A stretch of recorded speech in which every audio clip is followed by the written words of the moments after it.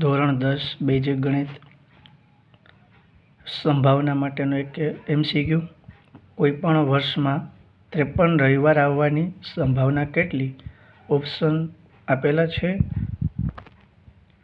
હવે વિદ્યાર્થી મિત્રો, તમારે જોવાનું એ છે કે એક વર્ષ દરમિયાન 365 દિવસ આવે છે.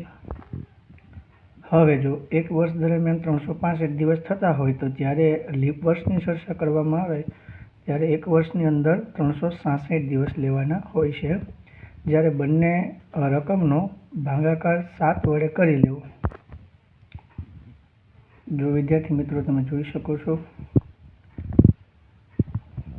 પ્રથમ એક વર્ષ માટે 1/7 અને બીજા માટે 2/7. ફાઇનલ જવાબ તમારો આ થશે.